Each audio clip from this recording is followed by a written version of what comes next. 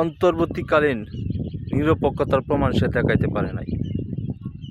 সে কিছু কিছু দলের পক্ষপাতিত্ব করছে আর কিছু কিছু দলের সে ধ্বংস করে দিছে। এই সরকার এই বাংলাদেশের অর্থনীতিকে ধ্বংস করছে।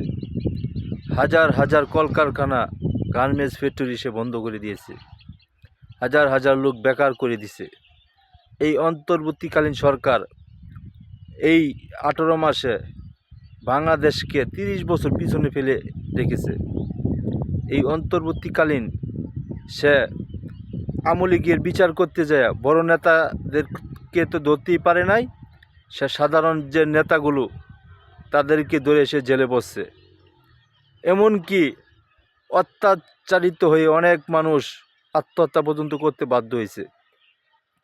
এই সরকার ঘরবাড়ি যারা পুড়িয়েছে তাদেরকে কোনো সে আইনের আয়তায় আনতে পারে নাই। সে তাদেরকে ছাড় দিছে।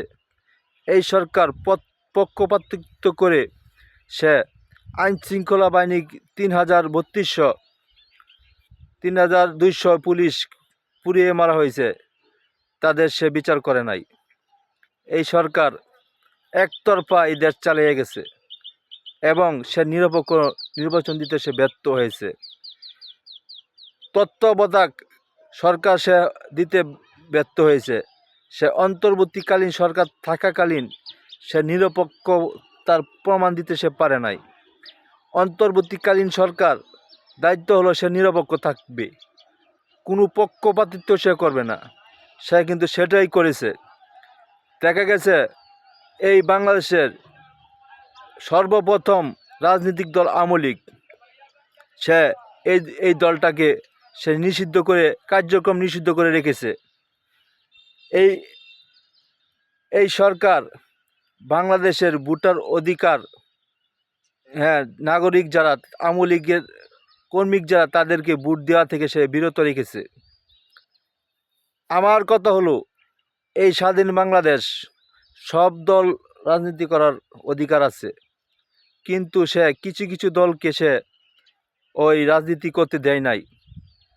আমার কথা হলো এই সরকার কোনো সুষ্ঠু নির্বাচনের প্রমাণ সে দেখাইতে পারে নাই, সে নিরপেক্ষ দেখাইতে পারে নাই। এই সরকার একটা পৃথিবীর ইতিহাসে সবচেয়ে থেকে জুলুমতম সরকার। এই